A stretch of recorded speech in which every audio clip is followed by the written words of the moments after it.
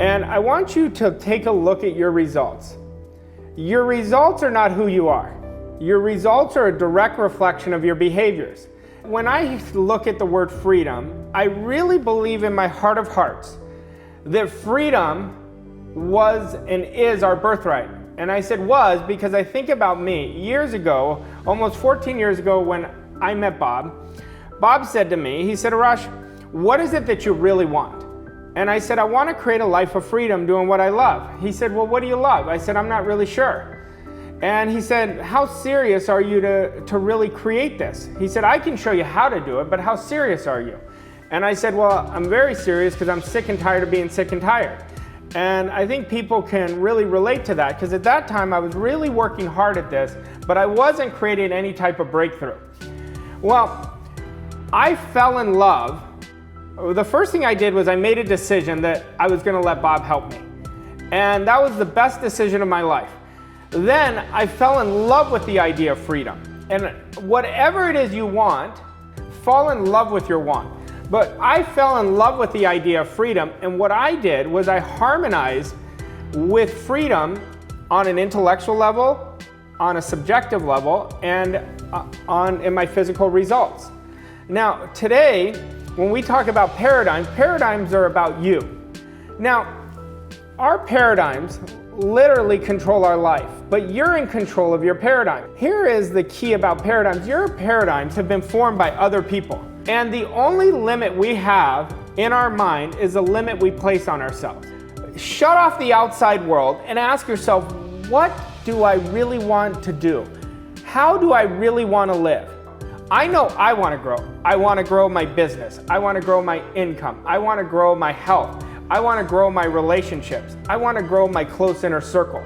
I want to keep giving my family more and more great experiences because I really believe our life here is about serving and about the frequency of our experiences. Now, when we think about you want to burn this idea in your mind. You literally can create your own economy. I want you to burn that in your consciousness, accept that idea. When we accept an idea, it seeps deep inside of us. In order for you to create your own economy, you have to grow. In order for you to grow, you have to change. In order for me to grow, I have to change. Now, this man has had the most enormous impact of my life, and I do not believe anyone in the future will come close to the impact. And I literally did exactly what this man told me for the past 14 years when I was with him. And in the beginning, I got mentored by him. I didn't know him very well. And then he took a liking to me, and I said, what was it that you took a liking to? He said, you reminded me of me. You were so hungry to get better. And at that point, he said, but here's the deal. You have to do exactly what I tell you to do. He said, don't do half, don't do 3/4.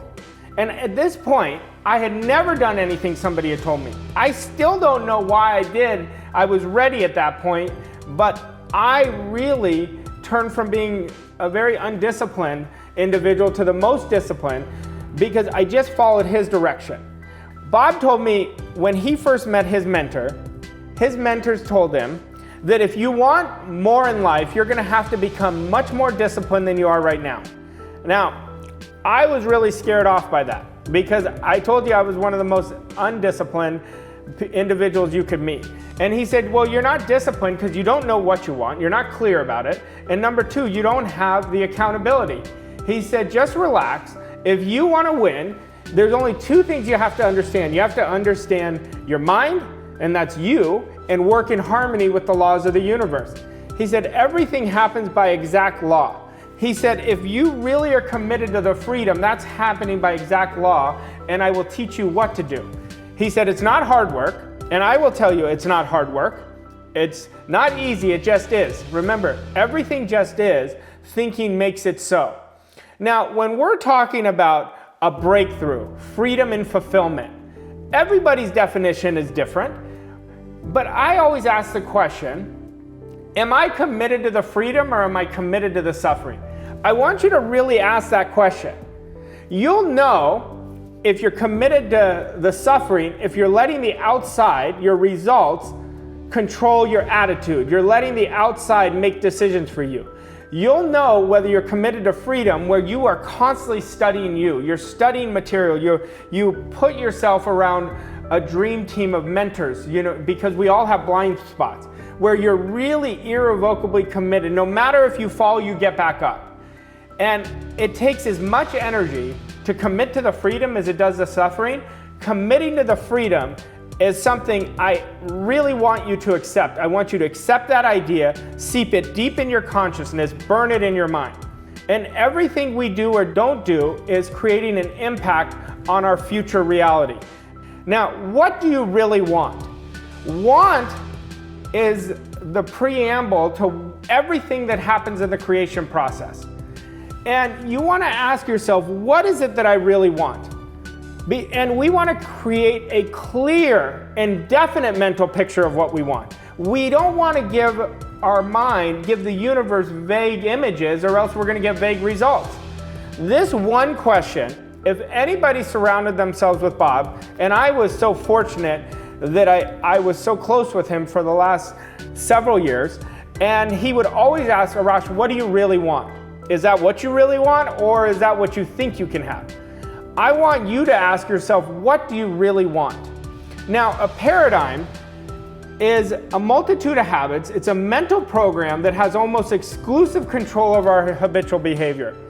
And almost all of our behavior is habitual. We want to burn this in our mind. Our paradigm, 50% of our day today is already done. It is already automatized. It's automatically happening because how your paradigm is conditioned. Now, your paradigm impacts every area of your life. That's why I said earlier, it has exclusive control over all areas of our life. I want you to look at your income right now. That's a paradigm. I want you to look at your attitude. That's a paradigm. What you expect, a paradigm. Your health, a paradigm. Now, you're going to have a lot of good ones, and you're going to have some that are really disempowering you and going on autopilot and really robbing you from who you can be. And that's why in lesson 1, our paradigm is the most important foundation that we have to build. And what you're going to do, you're going to see this. You're going to keep upping and elevating your paradigm every week, every month, every year. That is going to be the standard that you're going to do. And that's how your life is going to really unfold beautifully for you. Now, how do we change a paradigm?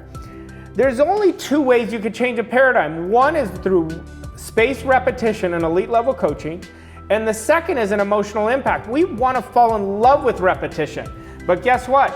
Your paradigm is going to fight you tooth and nail because it is so illogical to the paradigm. Why should I do this over and over again? I love this quote by Bruce Lee.